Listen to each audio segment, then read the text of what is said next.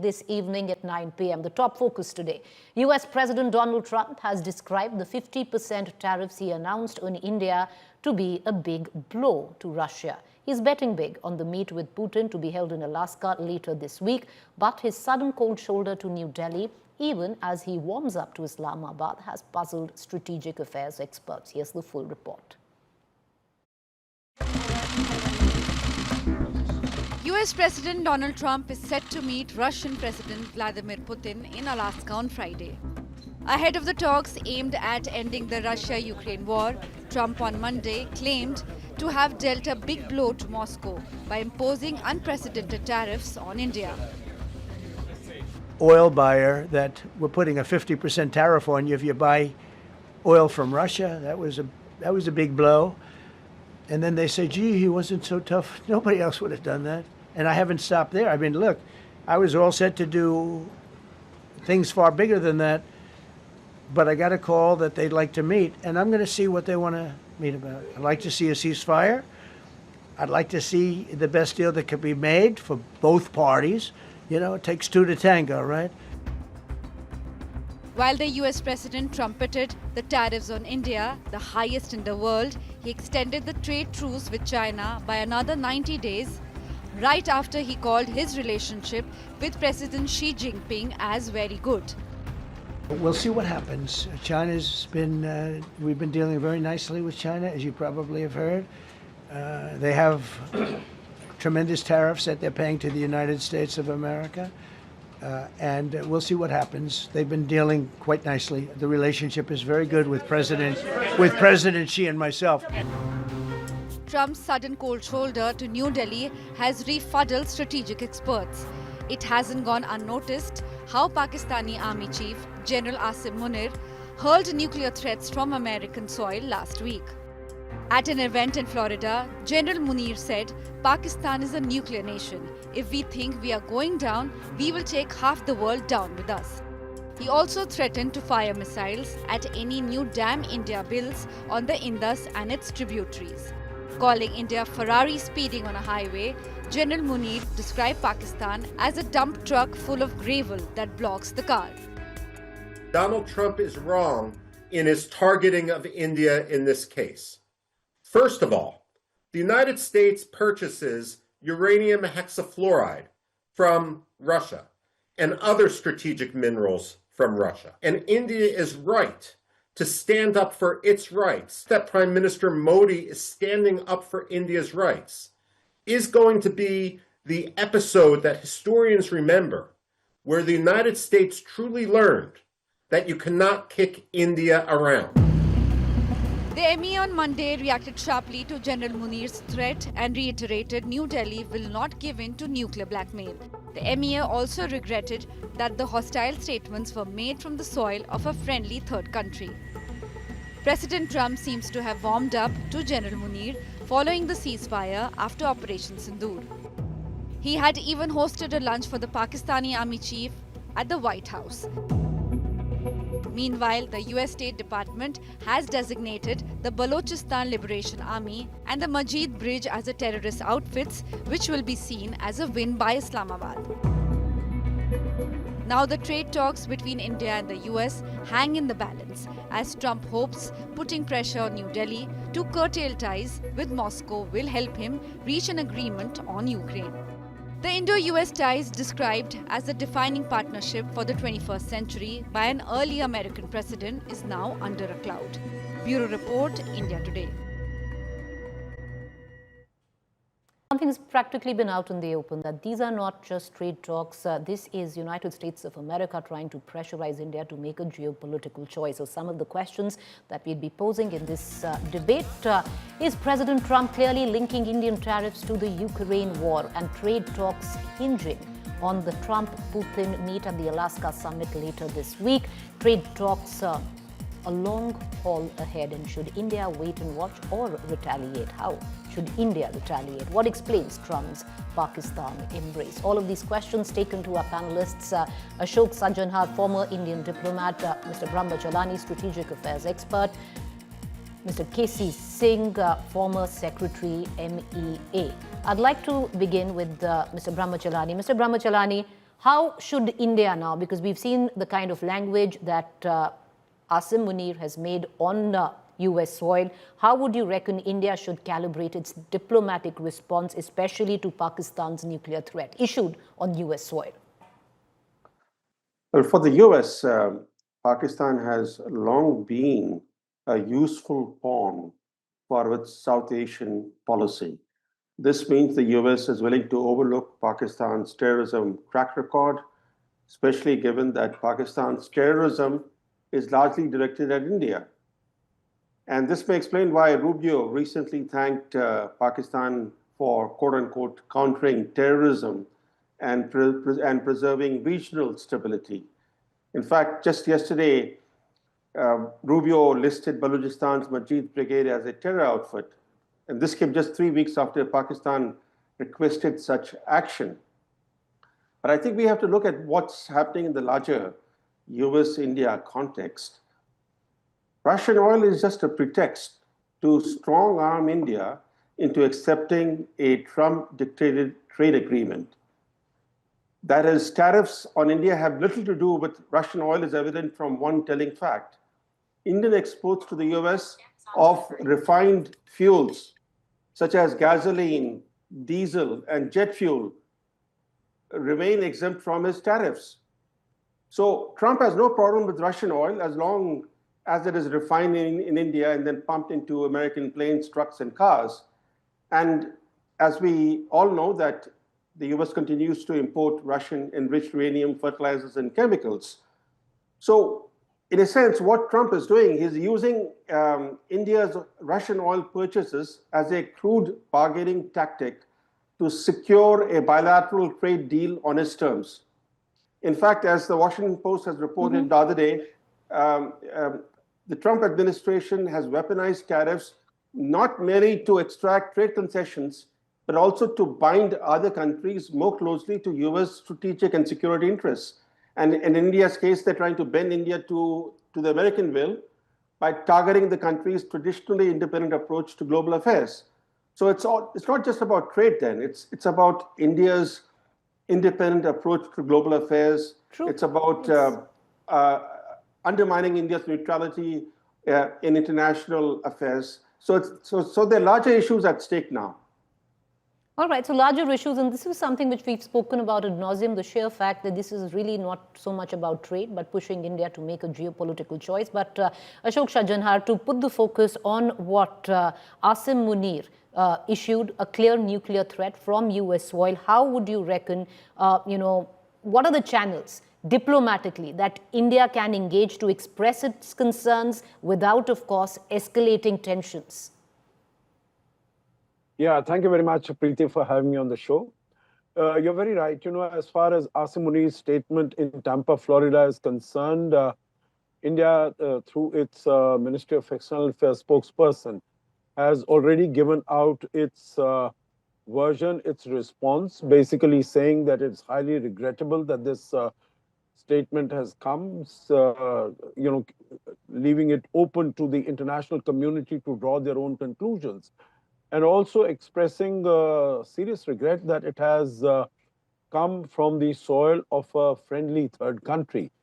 So, and also reiterating what has been our stand, that India is never going to cow down under any nuclear blackmail or nuclear threat. So I think as far as this messaging is concerned, this is the right message. We have not gone, to the sort of rhetoric and, the intemperate language that has been used by Munir. We shouldn't bring ourselves stoop down to that particular level. But as far as the United States is concerned, definitely, we don't have an ambassador, a US ambassador in India at the moment. The Sharjah is there, and the Sharjah definitely, in my view, needs to be spoken to. We need to take it up with the US government that this is not the way that you provide a platform to, an avowed hostile power and enemy power who's sort of, carrying on terrorist actions in India, against India, as we have seen just recently on the 22nd of April, that you give full freedom to that individual to come and spout venom against India. So definitely take it up with the United States. It's good Okay. that there have been no ministerial statements that have emanated, but definitely at the diplomatic level, this point definitely needs to be made to the US Okay. administration.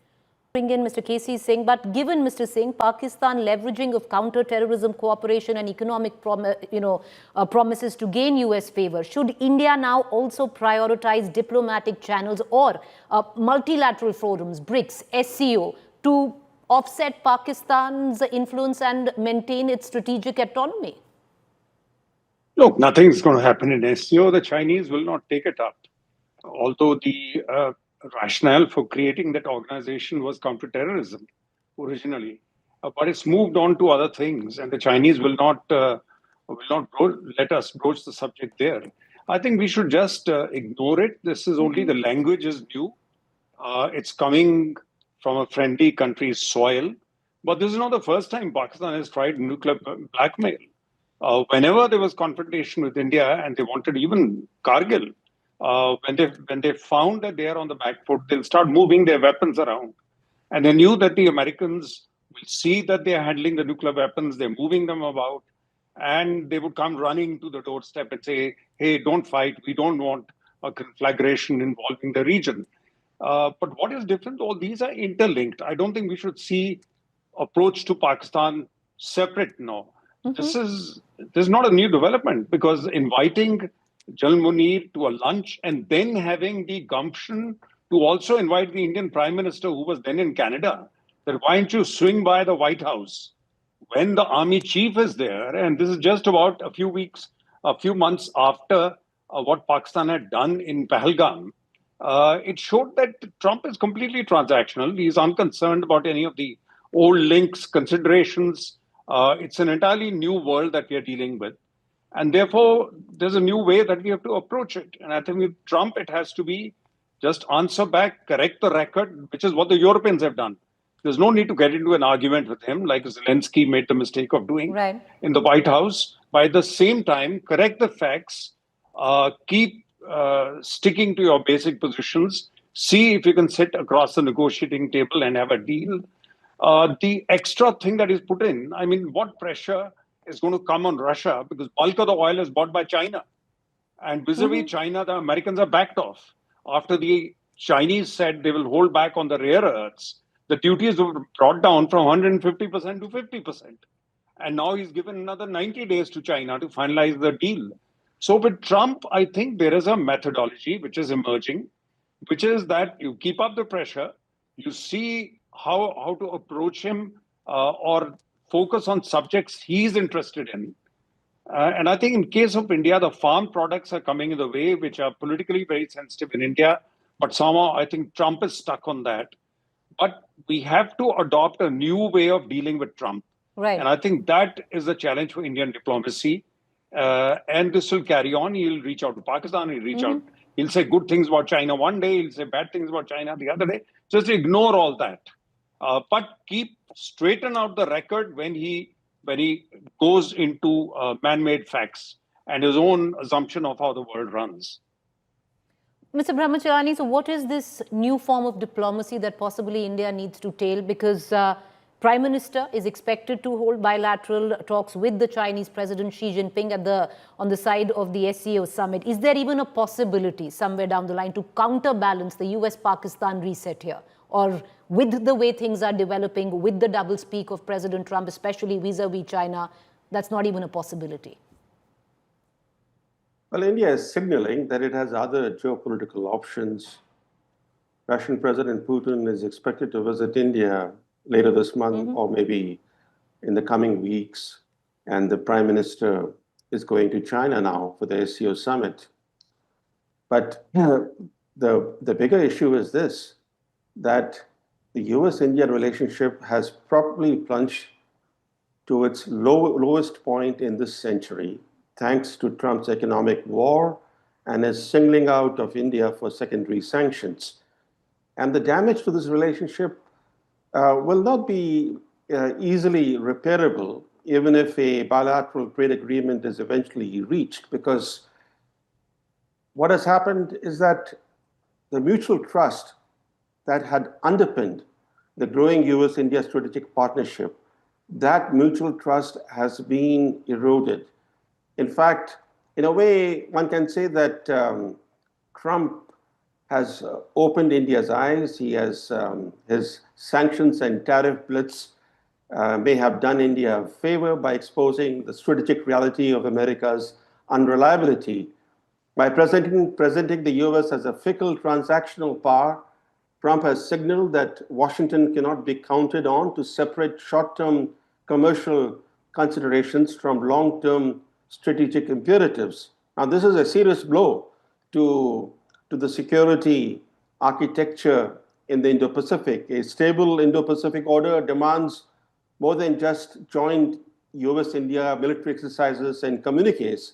It requires political will to accommodate each other's core interests. Punishing India in ways that ignore its legitimate security and energy needs sends the opposite message. This is especially so given the fact that from the time that Joe Biden was in the White House, we have seen how US and Indian interests have become increasingly divergent in India's own immediate neighborhood. So while India and the US talk about global strategic partnership, in India's own immediate neighborhood, the US is working against India's core interests, whether it's Pakistan, Bangladesh, or Myanmar. The US and India are not on the same page. They are, in fact, on opposite sides. And how to address these issues has become an important challenge for India's foreign policy and also for India's security. Mr. Sajjanar, would you want to weigh in on this? Because under President Trump, clearly there's been a reset where Pakistan is concerned and the writings on the wall for India. On the other hand, you've had, we've spoken about the Indian Prime Minister traveling to China. There is a bilateral on the side of the SCO summit. Also, most important, would you reckon in midst of this could very well be the Alaska summit, because the failure or the success of that could very well define the India and US relationship going further? Yeah, many questions you have posed. Let me try to respond to at least a few of them. The first is on the Alaska summit. So if there are positive results of the Alaska summit, it will have an impact on the 25% additional tariffs due to India's purchase of Russian oil that, will be impacted. The other 25% base tariffs, because we have not been able to reach a trade deal, nothing will happen to that. So we need to continue to negotiate with the United States. I think we need to recognize, Preeti, here, and I think definitely both the other panelists do recognize that, as does, much of India, that this is a consequential relationship as far as India is concerned, and it is behoves upon both India and the United States to preserve that relationship, and I think we should continue with the trade negotiations. The other point, and of course, having put our red lines very, very clearly, see what else is possible, as far as trade deficit, $40 billion. India is number 10 or 11 as far as countries with whom the United States has adverse balance of trade. So we can see where we can pitch in as far as increased imports of LNG are concerned. Last time, you would recall, Trump 1.0, we had said, okay, we are going to buy more aircrafts, etc. See what those possibilities are. Now, you also mentioned about, Prime Minister's visit to China. Let's go to China with open eyes. While we meet Mr. Putin, Prime Minister Modi meets Mr. Putin, that is very good. Discuss, Putin will be coming to India also. As far as China is concerned, it is sitting on 38,000 square kilometers of my territory.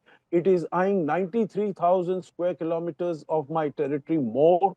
It is the one that has not indirectly, but it has actively supported, Pakistan in the conflict that took place, the 4-day conflict that took place, not only with equipment, but also with intelligence, with everything that it has done. So, there are very, there might be a reset, attempt at a reset, but there are very strong limits and True, the contours geopolitical and map around India parameters has also under which. changed. You're right. So we can't go blindfolded True. that, if Trump is behaving in this manner, we go into the embrace of China. No, not at all. That is just not possible.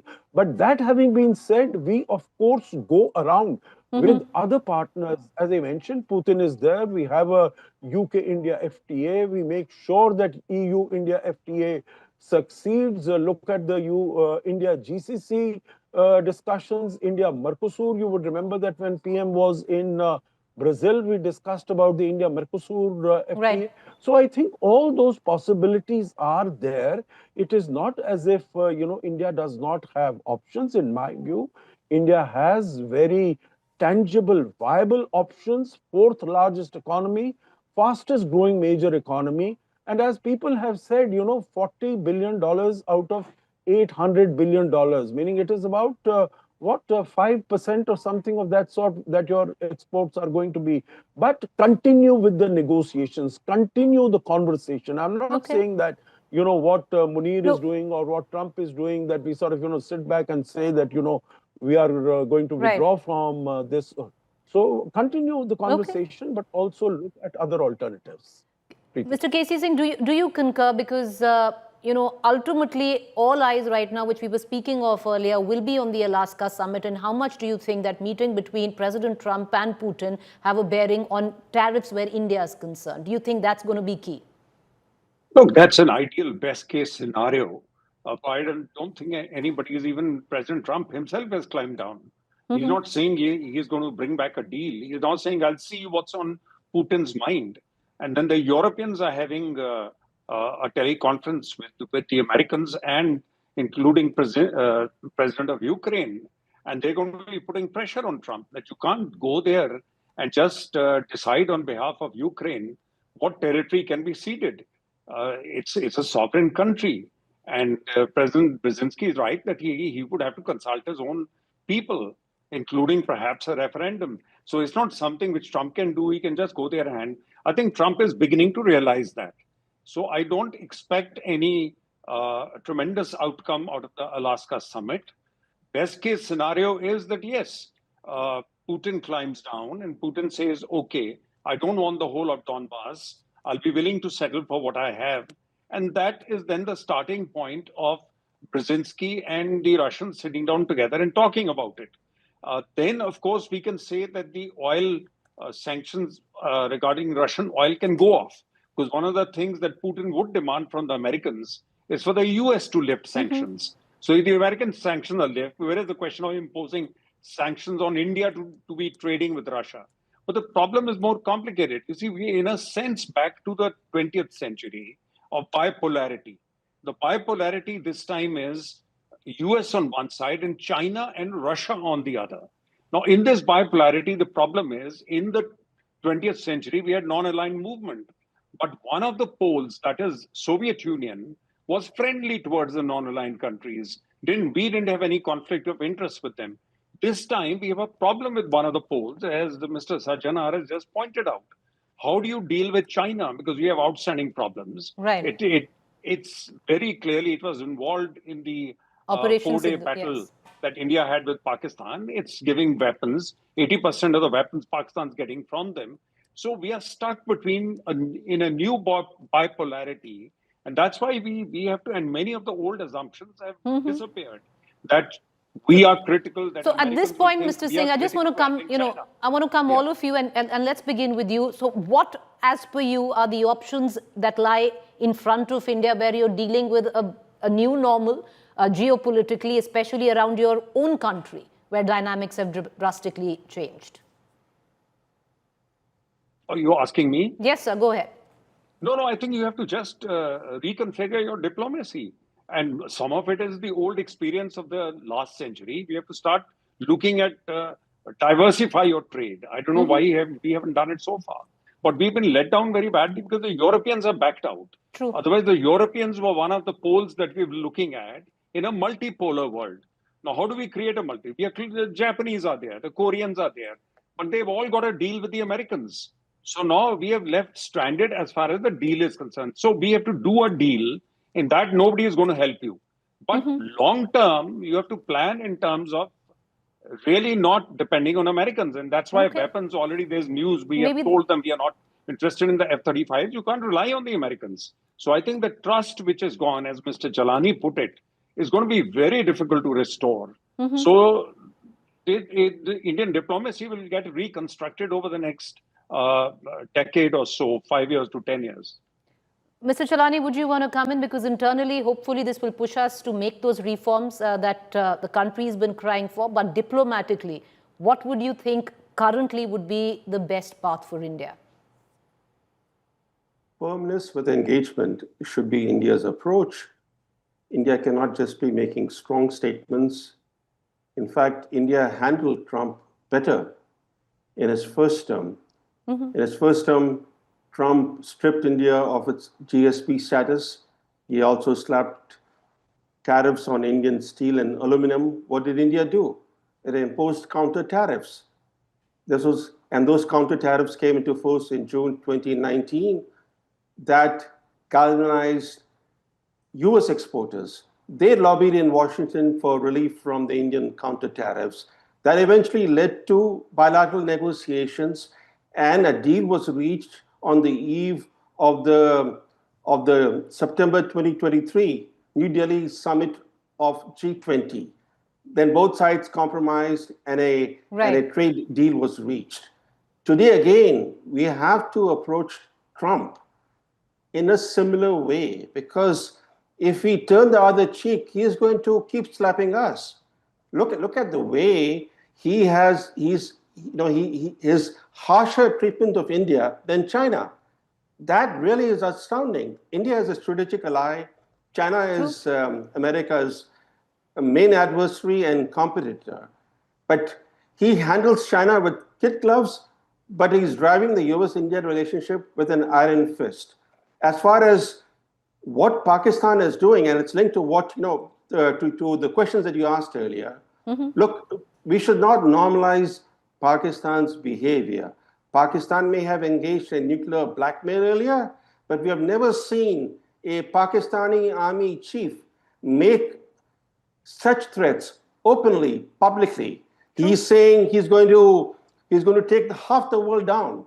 He's going to nuke India. He says he's going to especially whether if we build a dam, the water treaty, he's bought all of that up. He's going to bomb India's hydro infrastructure, not realizing he's a reckless guy, but being reckless, he's also quite silly, because he doesn't realize that by bombing any Indian hydropower plant on the Indus River system, the consequences will be felt by the Pakistanis. The death and destruction will happen largely downstream in Pakistan, not in India. And if in response India were to hit... But it rightly termed as saber rattling, Mr. Chalani. Yeah, but that should prompt us first to review our no first use nuclear doctrine. Okay. Can a no first use nuclear doctrine be relevant when there's a army chief in Pakistan making these kinds of threats? Now, also when he threatens to bomb India's dams, should we still hew to this government approach of keeping the Indus Waters Treaty in abeyance? Keeping a treaty in abeyance is not defined in international law. International law only recognizes two things: suspending a treaty or abrogating it. India should reconsider its Indus Waters Treaty policy too. Mr. Sajjanhar, would you want to weigh in on what Mr. Brahmachalani, said? Because does clearly, Asim Munir's explicit linkage of water disputes to potential missile nuclear strikes underscore the resource competition, which could have far-reaching complications? And how would you reckon India should deal with that? Yeah, definitely. I'd like to respond to a couple of comments that have been made. Number one, it was said that we should not be turning the other cheek. I don't think anyone is turning the other cheek. I think the statements that are emanating from India, from the Ministry of External Affairs and from the Prime Minister, are very categorical, that these are our red lines. We have drawn the red lines and we are sticking to those red lines. So, let's be clear of that, and let's not sort of, put it that we might be turning the other cheek. Not at all. The second is also on the issue of buying F-35s.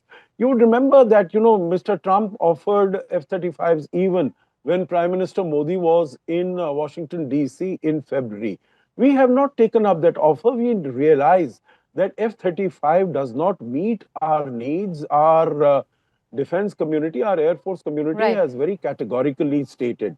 As far as Munir's statements are concerned, definitely, as I said, we need to raise it with the United States also because, such sort of statements, the rant that he has engaged in, couldn't have been done I'm running out of time, and I want to bring in going Casey Singh in this. Does it really matter, or could it really help raising this with the United States of America, though diplomatically we must? Because, Mr. Singh, let's look at what's happened in the last 48 hours. You have the Baloch Liberation Army, which has now been labeled as a terrorist outfit.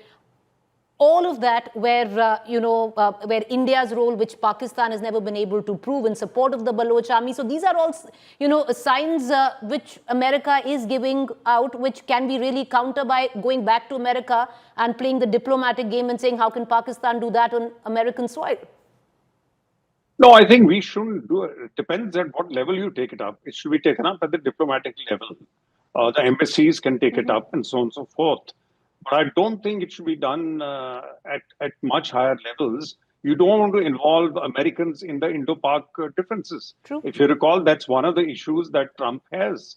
Because he says, I'm the one who mediated between India and Pakistan. So you don't want to draw Americans into it by doing that. But make the statement, certainly, and should be forcefully done, which has been done by Ministry of External Affairs. But we should call in the CDA and read out the right act to him.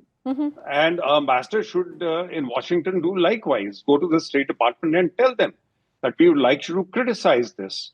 How can you put up with a thing like this, which is being said in your country? Tomorrow, another country comes to India, whom, Iranian leadership comes here and starts cursing you out. How would you react? That needs to be brought to the American attention. All right, it's going to be a tightrope walk. I appreciate all three of you for joining us, gentlemen. Thank you there and giving us your comments. I'm going to quickly, right now, shift focus as we continue to track the story very cleanly on India today. The other developing story over the last 48 hours, which not just the Delhi NCR region that has India split down the middle.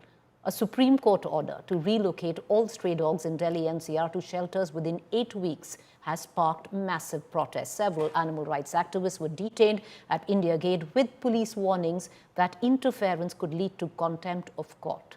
Here's more.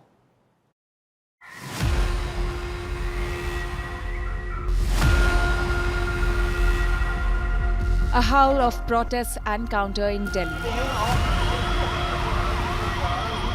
After the Supreme Court ordered all stray dogs off the streets in 8 weeks, protests broke out at India Gate. Rescuers, feeders and dog lovers showed up. So did the cops. Detentions followed, emotions ran high. The cops armed with top court order to clear the streets of canines or face contempt. Minimum 10,000 dogs के लिए 5 एकड़ की ज़मीन required होती है. तो Delhi NCR के पास आप कहाँ पे इतनी ज़मीन ढूंढ लेंगे जहाँ आप 3 लाख से ज़्यादा डॉग्स इकट्ठे वहाँ पे ट्रांसपोर्ट कर दें.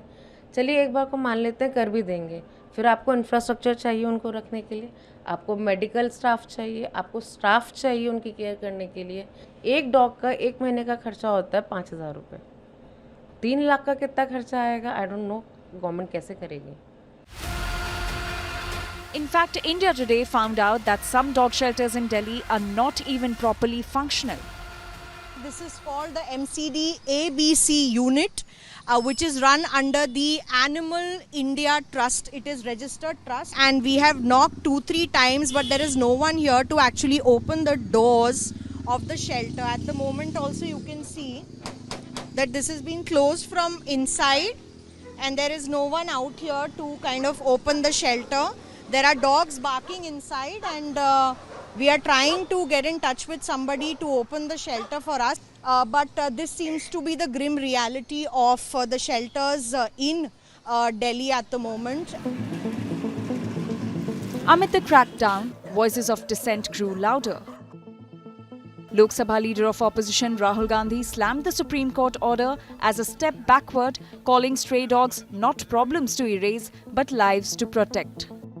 He called the order cruel, short-sighted and inhumane. BJP leader and noted animal rights activist Menaka Gandhi called the Supreme Court ruling strange and delivered out of anger. Her warning: no shelters, no plan, a 15,000 crore budget and chaos lying ahead.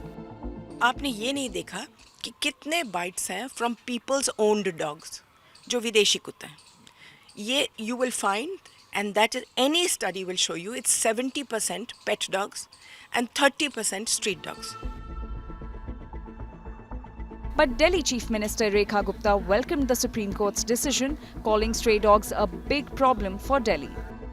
ये problem जिस विकराल रूप धारण करके दिल्ली के सामने खड़ी है, इसमें सरकार की ईमानदारी के साथ में समाधान देना ये बहुत महत्वपूर्ण है, जिसकी हमने पूरी योजना बनाते हुए इस समस्या पे काम हम करेंगे. Caught in this tug of war between humane care and hardline cleanup, Delhi faces a crucial question. Can the city find a compassionate way to keep its streets safe without losing its soul? With Rahul Gautam and Anisha Mathur in Delhi, Bureau Report, India Today. I want to cut across to Ashir, our USIDO's executive member, Delhi Animal Welfare Board, Ryan Lobo, award-winning filmmaker and photographer. I want to begin with Mr. Lobo, who has penned a big column, Mr. Lobo, today, advocating the Supreme Court's order, suggesting it is the best thing that could happen right now. Why do you say so? What many people actually feel that this is nothing else but a death sentence, especially in Delhi NCR region where there are 10 lakh dogs and just 20 sterilization centers. Well, I think this whole issue is not necessarily, it should not be framed as an animal welfare issue. It's a human rights issue. And people suffer the effects of stray dogs on the street. And one of the fundamental duties of government via its social contract with its citizens is to provide citizens with safe public spaces. And the ABC rules, which is subordinate legislation to the PCA Act, actually calls for the release of stray dogs post-sterilization onto streets. And this is a public health and safety threat. So the Supreme Court order, which calls for the sheltering of dogs, is actually good for people and perhaps, if it's done right, also for the dogs who live miserable lives on the street. Dogs suffer terribly being homeless, and stray dogs are a suffering species by virtue of the fact that they're homeless. So sheltering them would allow the government to perhaps take care of these dogs and at the same time protect human rights. But you know, you're talking about the fact that if they do it well. Now, what does doing it well mean? Because we really lack the infrastructure. You know, you have 10 lakh dogs where Delhi NCR region is concerned. You have just 20 sterilization centers. Where is the infrastructure to actually implement an order like that? So let's assume it's not done well. There's a hierarchy of value over here. And what comes first are human rights. So this was stated very clearly in the Jallikattu judgment, which said, the PC Act, for example, is against unnecessary suffering. It's not against necessary suffering that may be caused so as to uplift human rights or out of human necessity. So the fact is that dogs are causing a lot of damage on the streets of Delhi. Children are being attacked, old people are being attacked. You see CCTV footage of horrific attacks all the time. So rather, regardless of whether it's the dog's fault or somebody stepped on the dog, etc., humans have a first right to public spaces. Dogs do not. Humans have rights, fundamental rights in India. Dogs do not have fundamental rights. Fact is, I mean, everyone's talking about animal rights activists. The Constitution does not afford fundamental rights to animals. And that was made very clear in a Supreme Court decision recently, the Jallikattu decision. All right, okay, but many of the videos that we do see, and I want to bring in, our other panelist, Ashir, also into this conversation, but, many of the videos that you do actually see are videos which, these are pet dogs, really not stray dogs that the videos actually come out of. But I'll come back to you. I'll circle back to you, sir. But Ashir, I want to, I want to pull you in. You've been very vocal, a big advocate of, how this order is practically a death sentence for the lakhs of dogs where Delhi is concerned. But if you're going through the data, Ashir, and I am going through some of the data, Delhi has one of the most alarming numbers where dog bites are concerned. Many of rabies cases go underreported in any case. That's also been documented. Well, first of all, I've said this before, and I'll say this again at the cost of repetition, that dog bites are actually not underreported. Sorry, they're not. They're over-reported. They're not under-reported, and I'll tell you why. Because we found out from an RTI that the central government has actually issued a notification, a circular, saying that what state governments do, the health departments, the Director General of Health Services has issued this letter saying that the state governments actually record a bite as every vial of vaccine that is dispensed. Right now, if I get bitten and I take 5 vaccines, it counts as 5 different bites. That means that the numbers are inflated to 5 times the actual number. And we also don't know, like you mentioned, that whether these bites are from stray dogs or are they from pet dogs or from another animal. So the old pro forma that the state governments were using does not account for any of these details. It also does not document the circumstances of the bite, whether the bite was provoked or unprovoked. So all of these loopholes were kind of fixed by a circular that was shared by the central government last year, where they mandated that all states need to implement this new circular. Now we're definite that Delhi has not implemented this circular, and the numbers therefore are 5 times what they actually are. They're being projected. The second thing is, again, in terms of numbers, I've heard this number is 10 lakh dogs in Delhi. We're not sure. Someone says 3 lakh dogs, someone says 7 lakh dogs, someone says 10 lakh dogs. There is no official census that's been done. And when you're trying to solve a problem, the scientific way of proceeding towards the solution is to first identify the scale of the problem. So we don't even know how many dogs there are, right? I hope that answers your question. I've got a lot more points, but I'll let you kind of direct the conversation. No, so what is the solution? Because Ashir, if you actually do look at the videos, they are horrific, some of them. Many of them come in where packs of dogs are seen attacking a child, an elderly on a morning walk, and they're triggering to many as well. So there has to be a solution to this. Right. So the problem is caused because of the overpopulation of dogs. Now, as everyone knows, when a female dog has a litter, there are about anything upwards of 4 puppies, right? 4 to 10, sometimes 12. And that's the leading cause for the increase in numbers. So that's precisely why the animal birth control rules exist, which is to control the population of the dogs, right? So when you control the population of the dogs, it automatically reduces the bite instances. But Ashir, right? At the cost of interrupting you, why am I interrupting you is because if you actually look at the fertility and, where the dogs are concerned, Delhi's done abysmal in that. Uttar Pradesh, seemingly the kind of figures that I see are far better where Delhi comes into play. So Delhi really does have a dog menace problem. It does. It does, and it also has a corruption problem where the Municipal Corporation of Delhi is, running 20 ABC centers. Now, I'm glad that you mentioned UP, because when you look at the Lucknow ABC center, they've set up a model ABC center, and it's just one center in the entire city, and they've managed to, sterilize almost the entire street dog population of the city, just one center. And because this is a model center, and it's something that we can use as a model to look up to. So Delhi should look at how cities like Lucknow and Dehradun have functioned, how states like Goa have successfully implemented the ABC program, how Sikkim has gone dog-free, how Bhutan as a nation has gone rabies-free. There are several instances of how the ABC program has been scientifically implemented at both a country-wide level, at a state level, as a city level, at an institutional level in universities. We've got data where, at a university, we sterilized, about 70-80% of the dogs aggressively in a year and a half. And the numbers went from 600 to 250 within 5 years.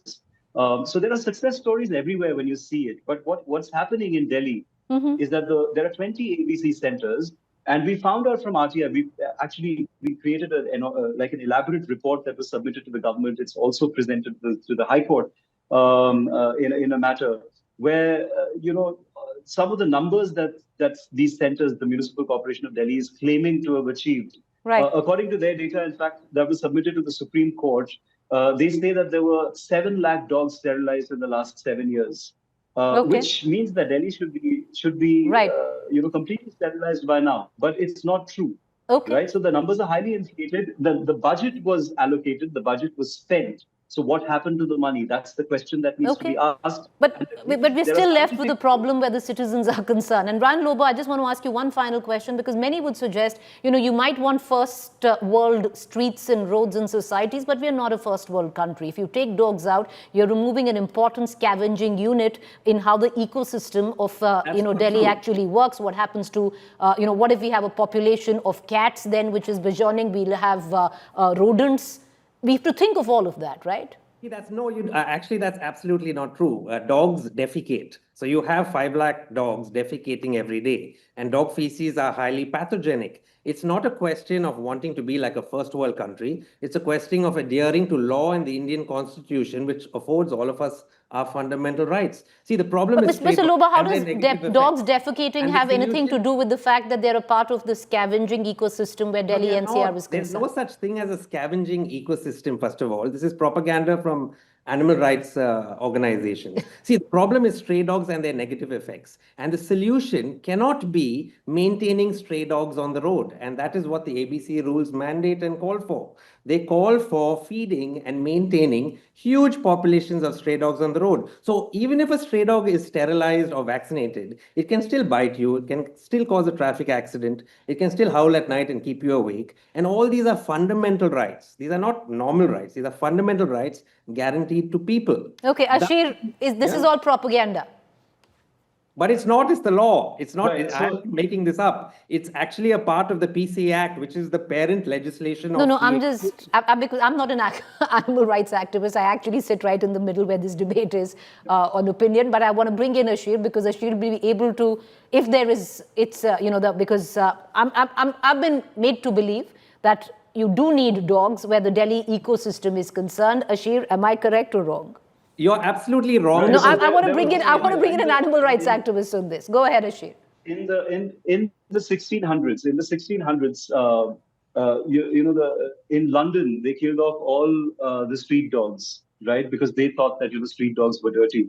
And what resulted was that 60 to 70% of the population, the human population of London, perished in what was called, the Black Death, because the rat population increased. And this is there. I mean, you can Google it, you can read about it. The rat population increased because the dogs, were kind of wiped out, and 60% of the London population perished. The Surat plague is another example where dogs were removed from the streets and the rat population increased. And there are several other examples where this happens. And just to talk about the Supreme Court order, when you pick up large numbers of dogs from the streets, it creates a vacuum in the ecosystem where either new, unsterilized, unvaccinated dogs replace friendly dogs, or the cat population would increase, which creates a different set of problems, or the rodent population will increase. All right, 20 seconds, Mr. Lobo, and I need to close my show. Go ahead, Mr. Lobo, make your point.